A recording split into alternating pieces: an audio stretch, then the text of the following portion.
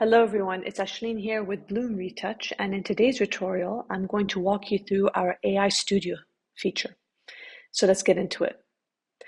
So as soon as you open this feature, you can see there are different functionalities for it. So the first part is a background blur, and this basically just blurs out the background of any image that you have while keeping the subject cleared and not touched. Okay, so I can give you a quick example of how that's going to look like in a second.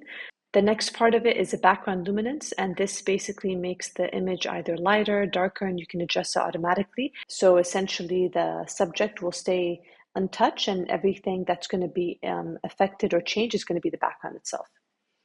And then we also have our more stylized backgrounds, and this is a lot more customizable. We have 6 different stylized backgrounds at the moment, but of course we're consistently updating, so we're going to be adding more and more backgrounds to the plugin, and this is going to be free updates as long as you're subscribed to Bloom. And last but not least is the background color, and this basically just changes the different types of colors for the background and also changes the lightness as well. So I'm going to be demonstrating all this and it's going to be a lot more clear. So let's get right into it. So for the first part, this is just one example. Let's create a background blur. All I need to do is click apply. And as you can see, it auto-detected the subject and left that untouched and basically blurred out the background itself. So that looks great. And if you want, you can also toggle before and after. You can see here. And you can also increase the blur radius. So you can make it very blurry. You can make it less, make it more subtle if you'd like. And if you decide, you can completely remove it as well. Okay, so that's for the first part. And now if we go to the background luminance, so this one, again, you just click on apply. And then you'll be able to navigate through the lighting of the color of the image, sorry. So you can make it darker. You can make it lighter. Looks like it's like a lot more sun coming from that direction. And yeah, so you can play with it however you like. And then if you'd like, you can also just click on reset and it removes it. All right, I'm going to just delete this. And now moving on to stylized background. So as I mentioned, we have 6 different stylized backgrounds. The first part is oil paint, and this basically transforms the background to look like it was hand painted with thick textured brush strokes. It gives it a rich, classic, and like fine art feel. And essentially, it just looks like a painting you'd hang in a gallery, right? So let's just click on that. And I use this photo as good demonstration for it. And you can see it will auto detect the subject again. And it just made the background like a oil paint. Now it's very subtle. So if to really see the impact, you just have to kind of zoom in and you see from here, you can see how it looks like oil paint. And when I toggle before and after, so this is after, this is how it was initially, this is the after. So it works really good with kind of backgrounds that are like scenery or a lot of texture to it, and that's when oil paint can really do a good job. Okay, so now let's move on to watercolor. Now this particular image is not going to be good for watercolor because basically what watercolor does, it makes the background look soft and fluid as if painted with watercolors on paper. So edges become gently blurred and colors bleed into each other for a dreamy artistic look.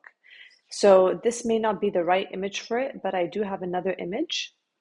So this image here is probably a good example of watercolor. So essentially it just kind of outlines the dark features in here. So here is like a white brick background. And as soon as I click on watercolor, it's going to make that brick background stand out. So let's kind of demonstrate. I'll just click on apply. And you can see how it's a lot more vivid. So this is the after. This is how it was before. And this is the after.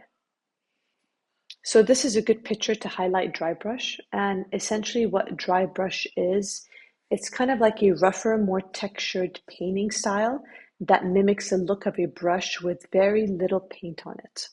So it creates a gritty, bold, slightly abstract effect. And so I would just say it's a bit more edgier than watercolor. So you can see here, again, I have like a brick background, anything with texture, it's really good for. So dry brush, it will auto detect the subject, leave it untouched, and just change the background. Beautiful. And you can also change the filter opacity to it as well. So that's how it was before. This is how it is after. Okay. And poster edges is essentially the same thing as well. It kind of enhances the outlines and edges of objects in the background while reducing color detail. So making it look like a graphic poster or comic book illustration. So, essentially similar to this, but yeah, it just kind of makes things stand out more. So I can maybe do a demonstration for it on here. So I can click on water, poster edges, sorry, click on apply. You can see it's a lot more subtle, but you can see the effect of it. And now let's move on to stained glass. So stained glass breaks the background into geometric, colorful segments that mimic the looks of stained glass windows, essentially. It's vibrant, artistic, and it really gives it a mosaic-like feel. So I would say this is really good for colorful backgrounds, right? So I can demonstrate it with a great colorful background. So this is great. And it'll really kind of highlight the essence of this stylized background. So we'll just click on stained glass. It will automatically detect the subjects and will leave them untouched. Click on apply. And you can see the impact. You can make it a little bit more subtle, or you can amplify it. All right, and there's also the last one in this stylized background, which is diffuse glow, and essentially just adds a soft, luminous glow over the background, kind of like a dreamy, slightly overexposed photo. So essentially it creates a light and kind of a flattering atmosphere. So yeah, this one you can actually use for like any kind of standard background that you want to make lighter. Diffuse glow would be really good. And again, these are just 6 that we currently have, but we are adding more and more over the next few months as well. So this panel essentially is going to keep on updating and get better, and we're going to be adding more and more features to it. All right, so that's the end of stylized background. So now the last part, which is a background color. And this one, maybe I can demonstrate with the first image that we put, or I can even just demonstrate with this one right here. So just first click on apply, and then you can adjust the colors accordingly. So you can see here, it makes it, the image, the subject is untouched. And then you can make a bit lighter. You can make that. You see how it changes the color of the trees. So if you want to make it more of like a spring look, you can definitely do that. And then you can see the before and after effect right here. So here's another picture. So we just click on apply, and you can see here